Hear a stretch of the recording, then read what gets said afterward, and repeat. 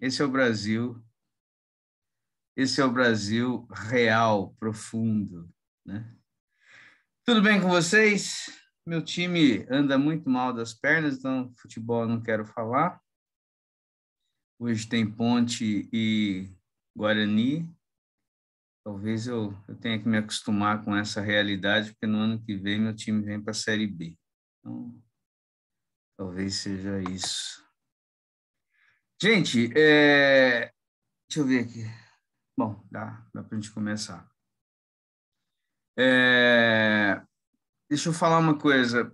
Hoje, quem que apresenta é o Vitor, Paulo, quem mais? Não lembro de cabeça. Vitor, Paulo e Marcelo, professor. Tá, beleza. Paulo Ricardo Miranda. Tá. Então, até o final do dia, né? Por favor, se quiserem postar aí no grupo da sala e coisa e tal, mas mandem para mim, né, o link para eu colar lá no Classroom e ficar registrado lá também, né? Porque é importante, porque aquele é o espaço oficial, né? De atividades, enfim. Tá bom? Acho que é Não, isso, tá ok. Já tá gravado já, professor? Já né? gravamos Tá bom. ontem, né? Só que agora só falta então enviar para o senhor aí. Beleza, beleza. Perfeito. Então tá bom, acho que é isso, né? Vamos lá então para a aula, para a gente conversar um pouco mais. Arthur, libera aí. Posso compartilhar aqui uma. Libera aí para mim. Liberado. Beleza. Deixa eu ver. Tá aqui. Estão vendo? Então, professor, Beleza? Então tá Então, bom. sim, professor. Então vamos lá. Hoje eu queria falar com vocês, né? É lógico que falar de Platão implica entrar no mundo próprio, né? Assim, então não tenho essa pretensão, eu tenho a pretensão de citar alguns elementos e enfatizar alguns aspectos, né, éticos e políticos, já que necessariamente a ética em Platão desemboca na política, né? E vou terminar a aula fazendo uma leitura rápida e algumas interpretações, né, sobre o mito da caverna, que é o mito mais conhecido, né, da tradição platônica, apesar de não ser o único, há muitos outros, né, que são usados por ele, apesar da contestação que ele faz à visão mitológica de mundo, né? Mas ele usa dos mitos quando julga necessário, né, explicar alguns conceitos que para ele são importantíssimos. Tá bom? Bom, então vamos lá. Quando se fala em Platão, né, nós estamos falando de um discípulo de Sócrates que registra, que escreve, né, os famosos diálogos, portanto, a produção platônica é enorme, e a repercussão platônica mais ainda, né? A gente vai perceber como que o platonismo ele foi importante na antiguidade e ele foi fundamental naquilo que a gente chama de neoplatonismo, porque esse neoplatonismo, que é uma releitura já de Platão, será ele exatamente que vai ser usado como ferramenta pela tradição cristã para construir, né, os seus conceitos e ser uma religião respeitada, né, no mundo antigo. É lógico que este processo é um processo de muitos anos, e talvez atinja o seu ápice em Agostinho, mas foi assim, né, que nós tivemos a conciliação, a junção, né, de uma tradição judaica que é ressignificada com o movimento de Jesus e que, quando precisa ocupar um espaço, né, cultural no mundo antigo, vai se valer dessa tradição grega, e quem oferece esse ferramental, né, é, em grande medida, a tradição neoplatônica. Não só, mas a tradição neoplatônica casou muito bem, né, com o discurso cristão e ofereceu as ferramentas necessárias, os conceitos necessários para que o cristianismo pudesse ser aceito, né, e criasse as suas doutrinas, as suas sistematizações, né? Algumas, logicamente, que resolvem conceitos do ponto de vista teológico, mas que, no campo da filosofia, mantém as coisas abertas, né? Como você falar a respeito da encarnação. É muito fácil para o teólogo compreender encarnação, né? O verbo se fez carne, o logos se fez carne. Para um filósofo na antiguidade, isso é bastante complicado, né? Como que o logos, um ente da metafísica, analisado por todas as correntes filosóficas da antiguidade, como que ele se finitiza, como que ele se materializa, como que ele ganha matéria, né? Como que um ente da metafísica se torna finito, né? É um absurdo. É por isso que Paulo vai dizer que é loucura, né? Por quê? Porque um ente da metafísica, quando ele se limita desta maneira, acaba sendo um escândalo, né, para a tradição filosófica. Assim como também é um escândalo dizer que ele se esvazia, né? Olha, ele se esvaziou-se a si mesmo. Como assim? Ele tem todo o poder, mas não usa? Ele tem todo o poder, mas não usa. Mas como que isso não gera um tipo de esquizofrenia, né? Então, né? Aí, quando você tem a discussão sobre ressurreição, aí piorou, né? Porque imagine você no Areópago discutindo e você, como Paulo, dizendo que, né, aquele que se encarnou, um Deus que se encarnou, ressuscitou, né? Um filósofo olharia para aquilo e diria: puxa, mas como assim? Primeiro, se ele é um ser pré-existente, né? Ele ressurgir dos mortos não é grande coisa, né? Já que ele é um ser eterno. É uma grande coisa se ele é um ser mortal. Aí tudo bem. Mas como ele é um ser mortal se ele é um ser eterno? Né? Volta-se à contradição da encarnação. Mas há correntes filosóficas no mundo grego, como aquelas que vêm da tradição, né, de Demócrito, de Epicuro, que entendem que somos átomos.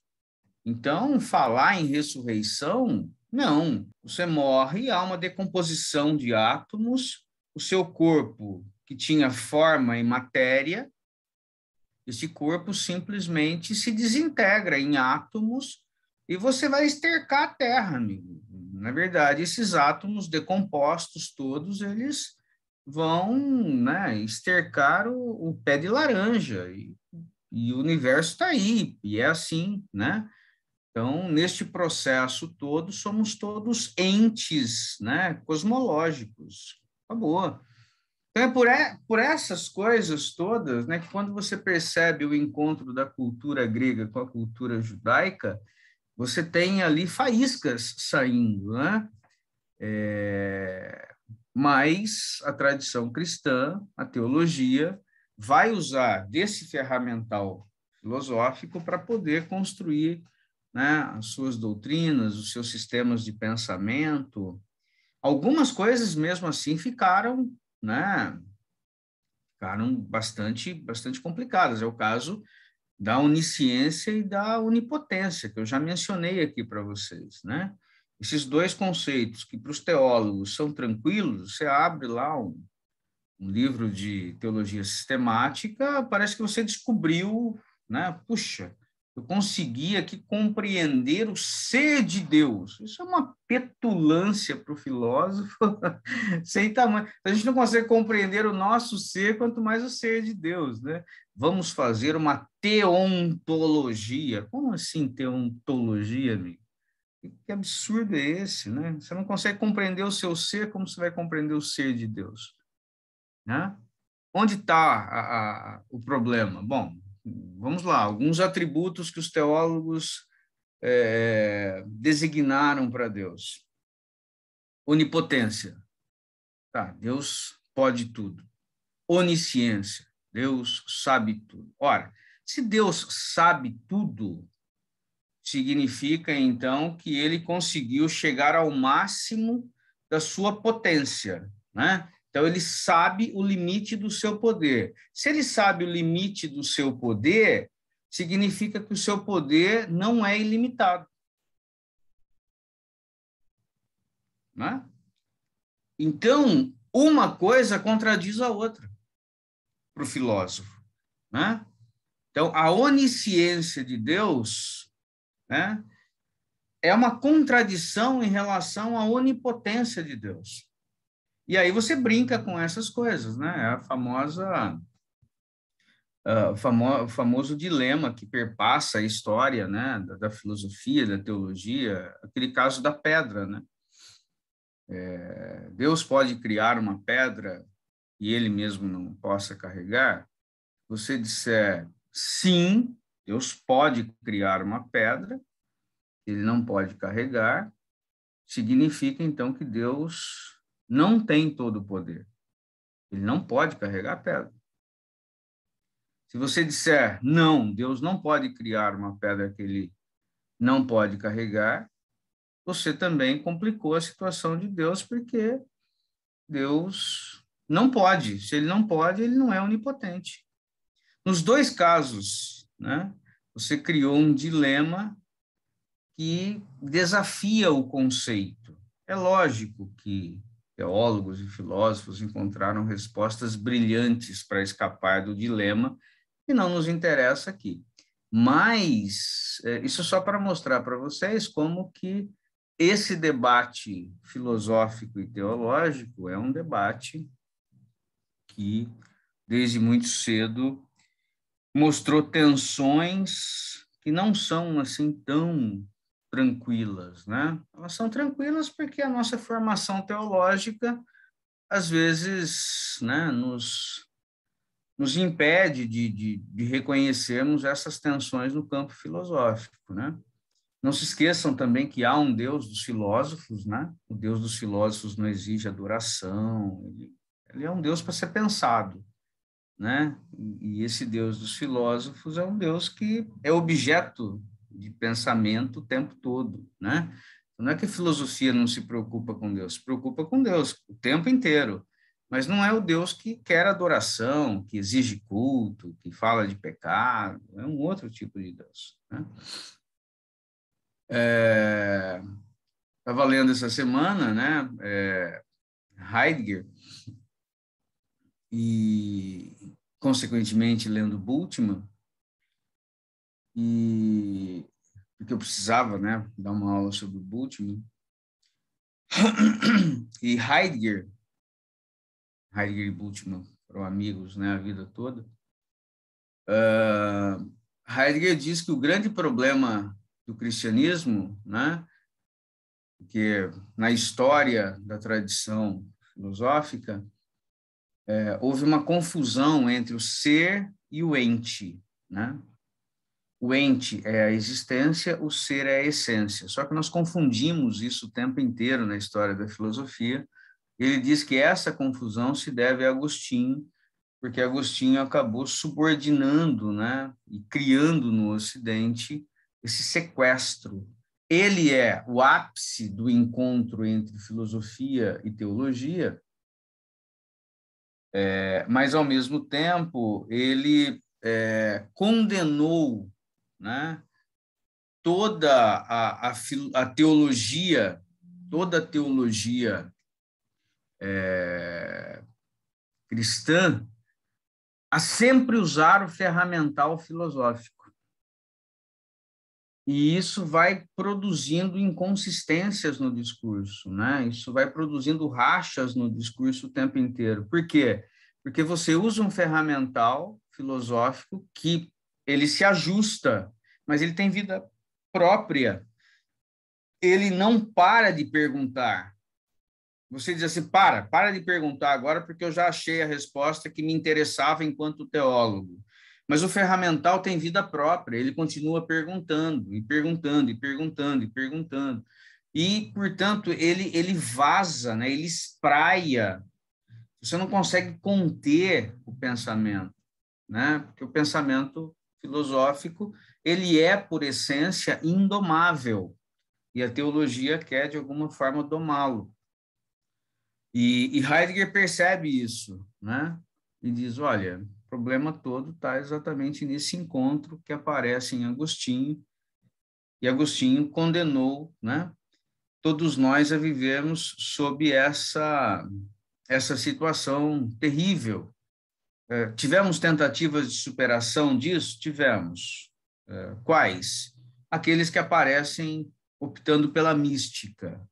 Então, na Idade Média, Pseudo-Dionísio, depois, mais tarde, Mestre Eckhart, depois São João da Cruz, depois Santa Teresa d'Ávila, depois o próprio Lutero, depois Pascal, depois Kierkegaard, por aí vai, né? Todos que, em algum momento, disseram, a razão não dá conta, né? A gente precisa dar o salto. Então, nesse sentido, é importante recapitular, né? Estou fazendo essa longa introdução para dizer para vocês que esse sujeito, né, Platão, é um mundo próprio e as repercussões do pensamento dele atingem todas as frentes e chegam, né, no campo teológico, que é aquele que nos interessa, e criam uma tensão que vigora até hoje. Uma tensão que acaba sendo amainada porque os nossos cursos de teologia viraram cursos de, né, leituras devocionais. Mas quando você estuda teologia para valer, né, com esse recorte histórico, com esse recorte filosófico, com essa história das ideias, você percebe que a coisa é muito mais delicada do que os teólogos modinhas querem nos fazer acreditar, né? Então, a coisa é bem mais complicada. Mas, enfim, vamos para Platão, né? Platão vive entre o século V e o século IV, né? Nasceu em 427 e morre em 347. Seu nome é Aristócles, né? Platão é um apelido. De fato, quem chama Aristócles merece um apelido, né? E, afinal de contas, não é fácil chamar Aristóteles. Mas a ética platônica, ela depende basicamente, né, da sua concepção metafísica. Concepção metafísica que é coisa batida, né, para nós, aquela divisão, aquele dualismo, né, do mundo sensível e do mundo das ideias, né? Ou seja, o mundo que eu vejo aqui é um mundo marcado pela mimesis, é um mundo marcado pela imitação. Então, tudo que existe aqui é uma emanação do verdadeiro mundo das ideias, né? Do hiperurânio, ou a planície da verdade. Essa região, né? Esse mundo das ideias aparece em alguns diálogos, aparece no mito de Er, aparece na República, aparece no mito do carro alado, né? Enfim, então, alguns diálogos, né, como República, Fedro, e outros, né? O Timeu, né, fala um pouco a respeito da criação do mundo. Alguns desses diálogos mostram exatamente o que seria, né, esse mundo das ideias. Então, as nossas almas, num belo dia, as nossas almas que possuíam asas, e Platão concebe a alma, né, como sendo uma substância parecendo uma carruagem puxada por 2 cavalos alado, né? Por 2 cavalos, um cavalo negro, um cavalo branco, né? E esses cavalos possuem asas. E num belo dia, quando eles estão chegando nessa planície da verdade, né, para ter acesso a toda a verdade mais pura, mais essencial de todas, os cavalos brigam e quebram as suas asas e, portanto, as nossas almas que andavam livres, leves, faceiras, se deslocando com facilidade, né, não tendo a limitação física, as nossas almas, então, caem do mundo das ideias, né? E elas acabam, então, se tornando, entrando pelas nossas cabeças, se tornando prisioneiras nos nossos corpos, e, portanto, a partir deste momento, as nossas almas que um dia contemplaram, né, no mundo das ideias, os protótipos originais, né, os arquétipos originais, as nossas almas, então, aprisionadas nos nossos corpos, porque os nossos corpos são prisões, né? Essas almas vivem de reminiscência, elas vivem de lembranças, e é por isso que nós podemos, né, de alguma maneira, construir coisas aqui. Por isso, tudo que nós construímos aqui, tudo que nós fazemos aqui, e o mundo é uma projeção das nossas ideias, né? Porque as coisas nascem primeiro nas nossas ideias, antes delas virem para o mundo real. Ou seja, se eu pego um celular, esse celular, ele não existia, até que alguém imaginou, né? Portanto, ele nasceu primeiro na ideia, ele tem uma essência, né? Este ser que tem uma essência, ele se materializa na existência quando ele vem à tona.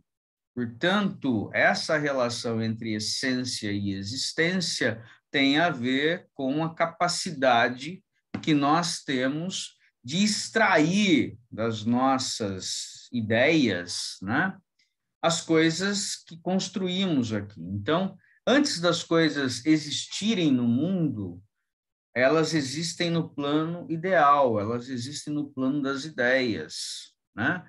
Imagine, por exemplo, um engenheiro. Dá uma olhada, por exemplo, nesse prédio que está do lado de vocês aí, que é o prédio do Mackenzie, né, no seminário. Está terminando? Não, tem 10 minutos.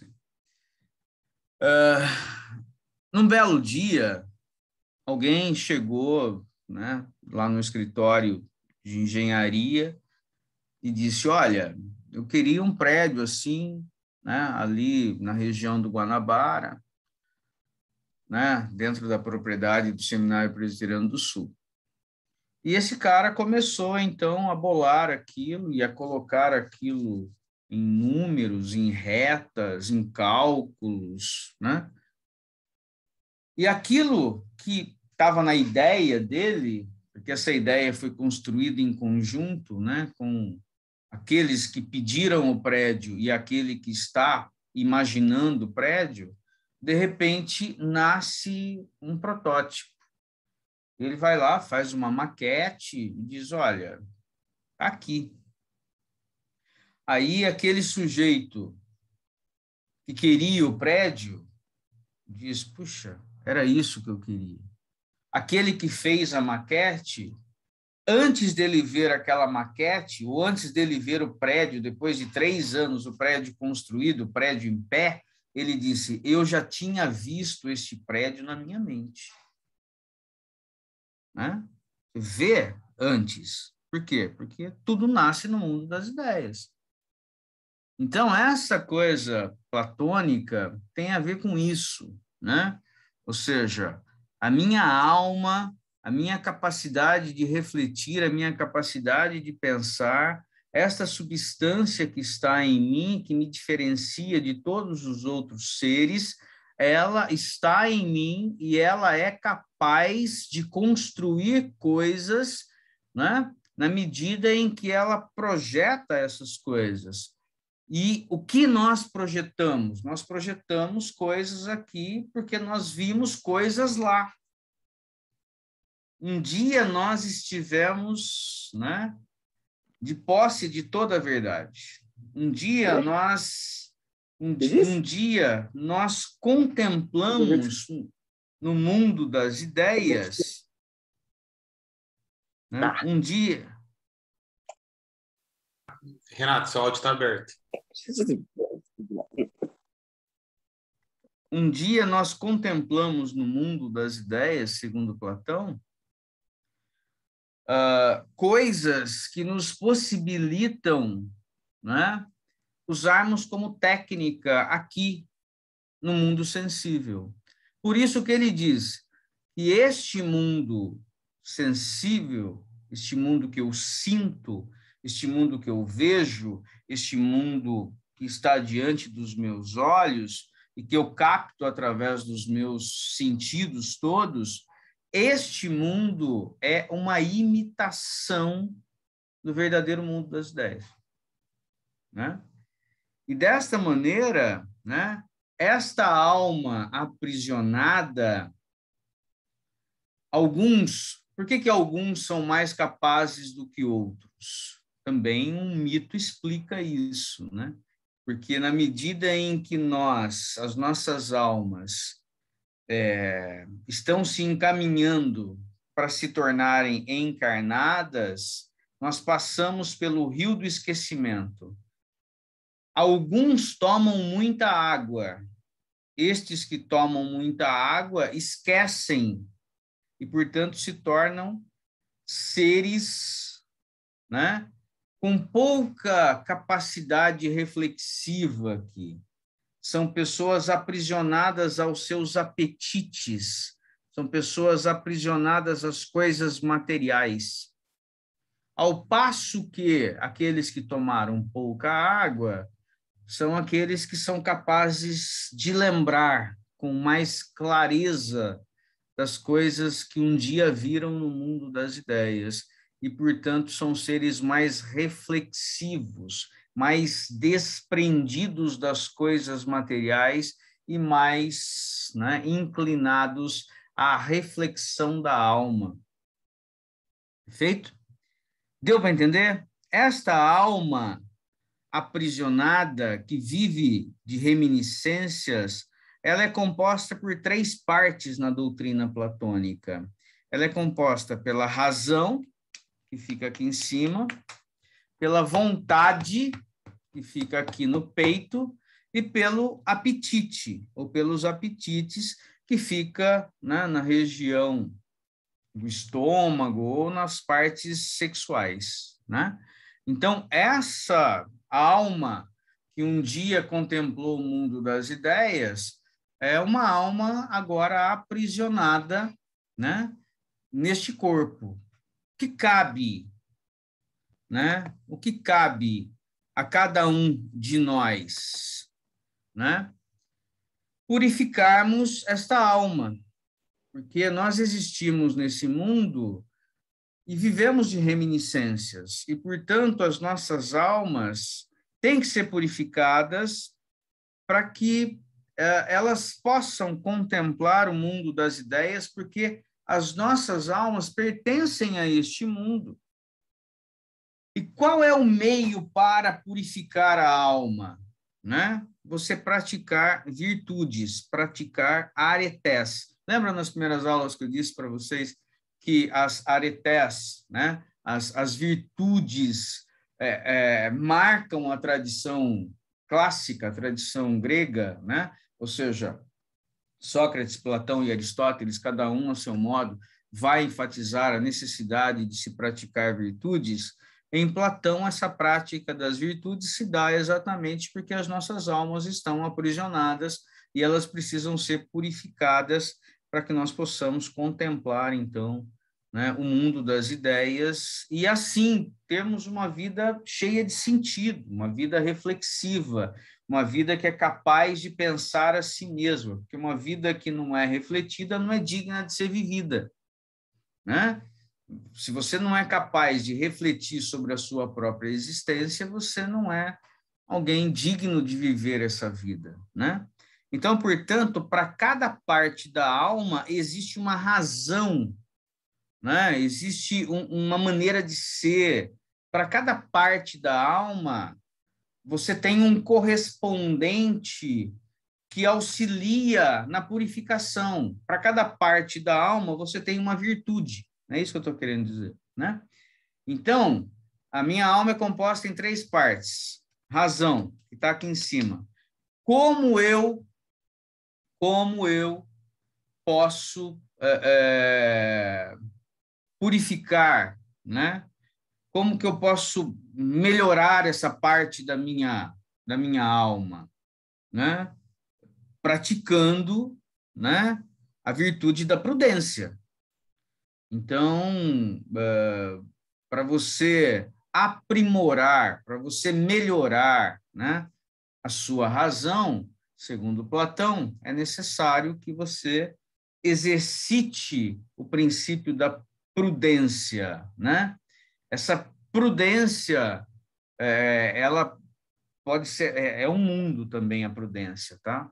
Mas o ser prudente, a prudência, ela se materializa em vários discursos filosóficos da antiguidade. Em Aristóteles, por exemplo, é o meio termo. Você nem vai para o vício do erro, né? nem para o vício do excesso, nem para o vício da falta. Você fica, né, no meio termo. Então, ali é a prudência. A prudência também pode ser descrita como a sabedoria prática, né? A frônesis.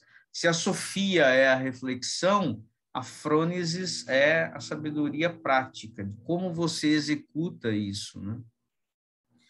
A virtude da vontade, né? A vontade que está aqui no peito, é a força, né? É a fortaleza. Por isso que a gente fala em força de vontade, né? E a virtude do apetite, né, que está nas partes baixas, né, o apetite que se encontra nessa região, na região, né, do estômago, das vísceras, da parte sexual, a virtude do apetite é a temperança, né?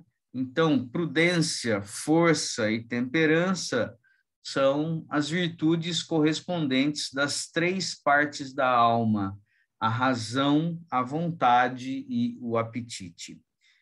Quando você é capaz, né, de desenvolver a sua alma, de aprimorar a sua alma,